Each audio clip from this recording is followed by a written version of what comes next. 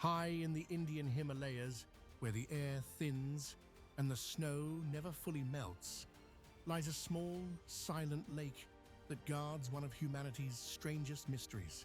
Roop Kund, a glacial lake nestled more than 5,000 meters above sea level in the state of Uttarakhand, seems at first glance nothing more than a frozen pool surrounded by jagged peaks.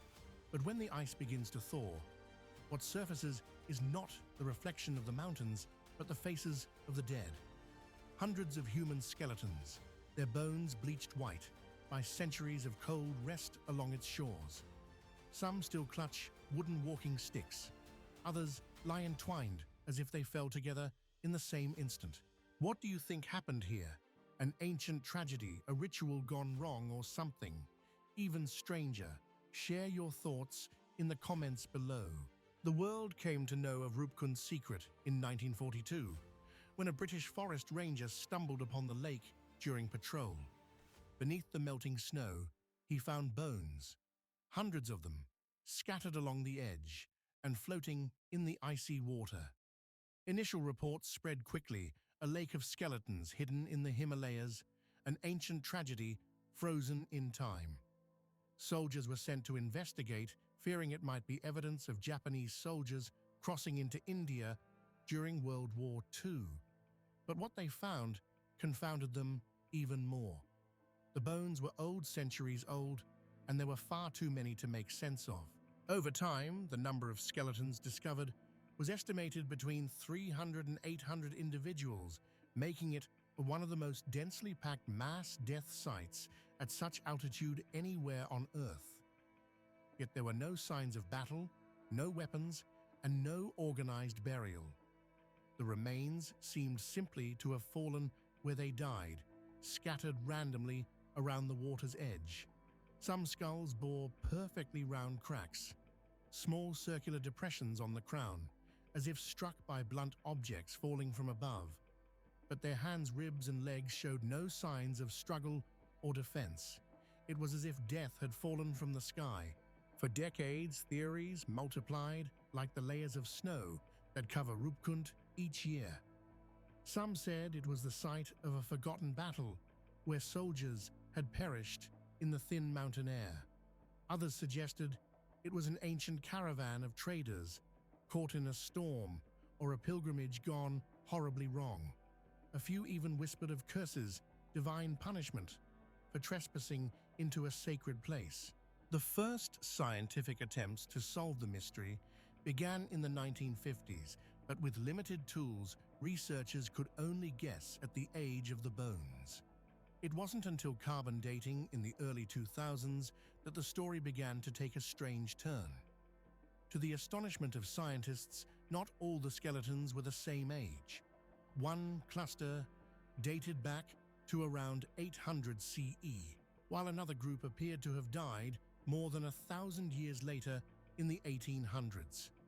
The idea that Roop Kund Lake had claimed victims in multiple eras separated by centuries shattered earlier assumptions. Even more puzzling were the genetic results. DNA analysis revealed that the dead were not all of local Himalayan descent. Some shared genetic similarities with people from the Mediterranean, possibly from Greece or the Levant. How could individuals from thousands of kilometers away have ended up in a remote Himalayan valley with no recorded route connecting the two worlds? Were they explorers, pilgrims, or something else entirely? The mountain gave no answer. Then, in 2004, a multinational team of scientists combining archaeology, forensics, and climatology made a discovery that reignited global fascination. They found that nearly every skull had suffered from a blunt, round trauma approximately 2 centimeters in diameter, consistent with being struck by large hailstones, some as heavy as a cricket ball. These injuries, combined with the absence of defensive wounds, supported a chilling hypothesis: the victims had been killed by an unprecedented hailstorm, an event so violent that it wiped out an entire group in minutes. This death from the sky theory while seemingly fantastic, fits local legend. The people of the region tell an ancient song about King Yastaval of Kanauj, who once led a royal pilgrimage to the goddess Nanda Devi, accompanied by his wife, servants, and dancers. For offending the goddess perhaps by their arrogance or the blasphemous joy of music, divine wrath came in the form of iron balls from heaven. The storm, they said, struck without warning and left none alive. Could Roop Kund be the physical echo of that legend? And yet, even as some mysteries seem to find answers, others multiply. The DNA evidence shows that not all the skeletons belong to the same expedition, nor even to the same millennium. Some are local, others foreign. Some ancient, others relatively recent. It appears that Roop Kund Lake has been claiming lives over and over again. Not one tragedy, but many layered through time. The reason why people kept coming to this desolate place remains unknown. Was it a sacred site? A route of pilgrimage to Nanda Devi?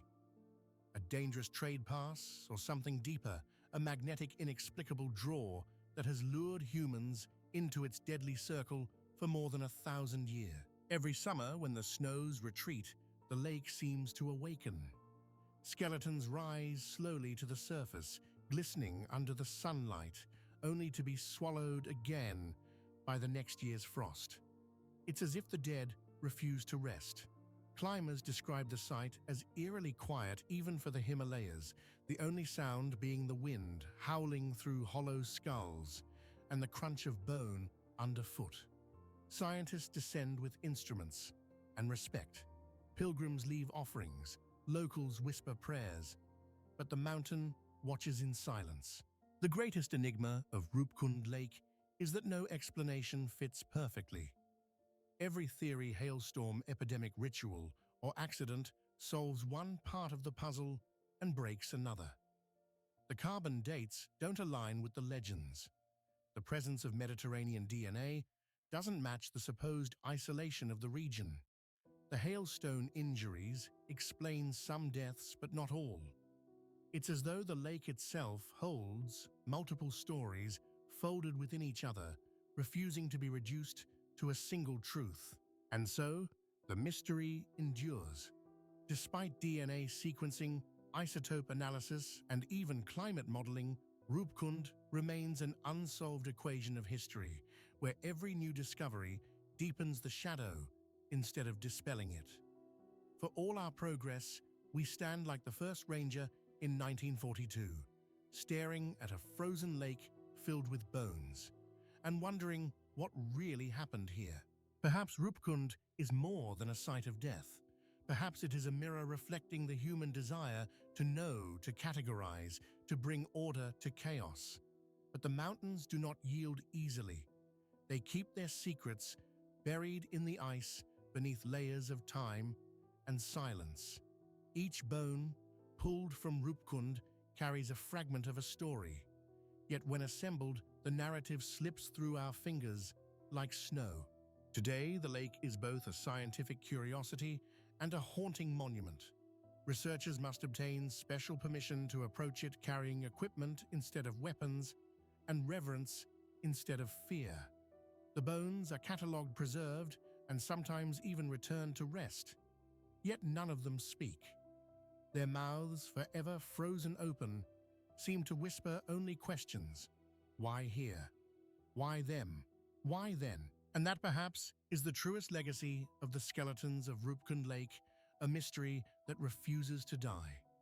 Long after the snow covers them once more, and the winds erase every footprint, the questions remain suspended in the thin Himalayan air.